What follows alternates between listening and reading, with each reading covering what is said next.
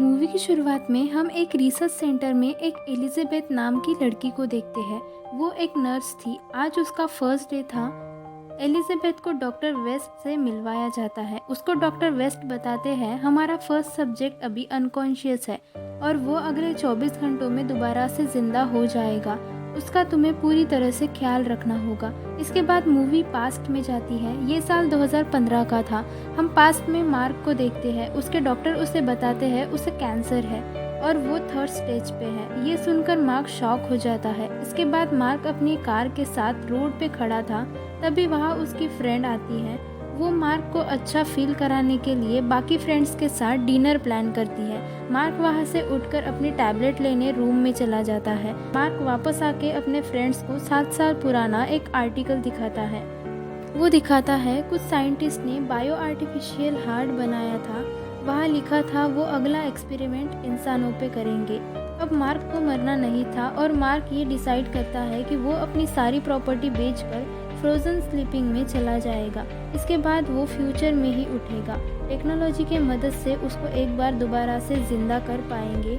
दूसरी तरफ नेओमी इस फैसले से खुश नहीं थी। वो ये चाहती थी कि मार्क डॉक्टर का ट्रीटमेंट जारी रखे। मार्क कहता है मेरे फादर को भी कैंसर था और उनका भी ट्रीटमेंट चालू था, लेकिन वो जिंदा नहीं रह पाए। इस बात पर उसका एक फ्रेंड कहता है कि डॉक्टर तुम्हें मरने के बाद ही इस स्टेज पे लेकर जा सकते हैं। मार्क कहता है कि वो खुद को मार लेगा। इसके बाद हमें फ्यूचर में दोबारा से दिखाया जाता है डॉक्टर वेस्ट अपनी टेक्नोलॉजी से एक पूरे इंसान की बॉडी को बना रहे थे। इसके बाद डॉक्टर ने अपनी टेक्नोलॉजी से इंसान तैयार किया था। हम उसकी आंखें खुलते हुए देखते हैं और हमें यहाँ पता चलता है ये शख्स कोई और नहीं बल्कि मार्क है। इसके बाद मार्क को डॉक्टर्स एक डिवाइस देते हैं ताकि वो मार्क की पिछली ज़िंदगी की यादें एक मेमोरी में सेव कर सके।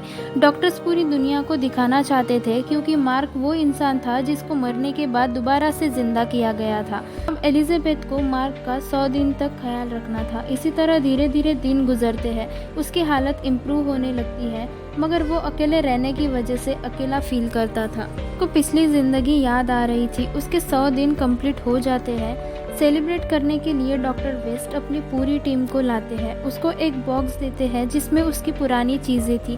वहाँ नेओमी का एक लेटर था। वो एलिजाबेथ को पढ़ने के लिए बोलता है जिसमें लिखा था कि वो उससे बहुत प्यार करती है।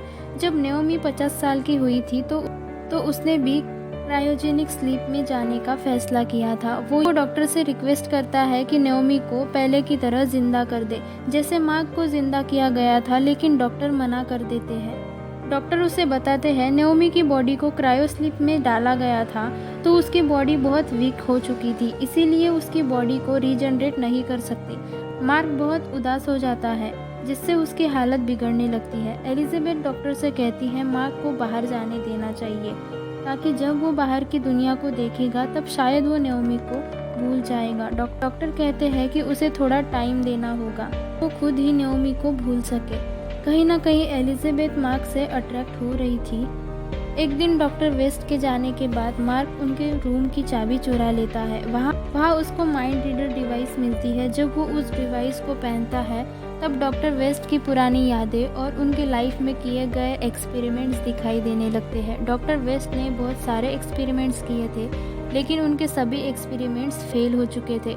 मार्क डॉक्टर वेस्ट से मिलने आता है और कहता है कि आप सबके मौत के जिम्मेदार हैं जिन पे उन्होंने एक्सपेरिमेंट्स किए थे। डॉक्टर अपनी सभी गलतियों को एक्सेप्ट करते हैं। इसके बाद मार्क नेओमी के स्लीपिंग पॉड के पास आता है। वहाँ एलिजाबेथ भी आती है। वो अपनी पुरानी जिंदगी के बारे में बताता है कि कैसे उसने अपनी जान दी थी। एलिजाबेथ से हेल्प मांगता है ताकि वो खुद की जान दे सके। वो अगर एलिजाबेथ मना कर देती है क्योंकि वो उससे प्यार करती थी। मार्क अपने रूम में आता है तो उसके पीछे पीछे एलिजाबेथ भी आके उसको गले लगाती है और मेडिसिन का नाम बताती है जिससे वो पीकर आराम से मर जाएगा। लैब में जाकर उस मेडिसिन को पीने ही वाला था तो उसको अपनी लाइफ का फ्लैशबैक नजर आता है जहाँ पर उसने जहर पीकर जान दी थी। वो बोतल लेकर नेओमी के स्लीपिंग पॉड के पास आता है और वो मेडिसिन पी लेता है, मरने का इंतजार करता है। इसके बाद हमें मूवी के लास्ट में दिखाया जाता है मार्क की जब आंखें खुलती है तभी उसके सामने सभी डॉक्टर्स थे।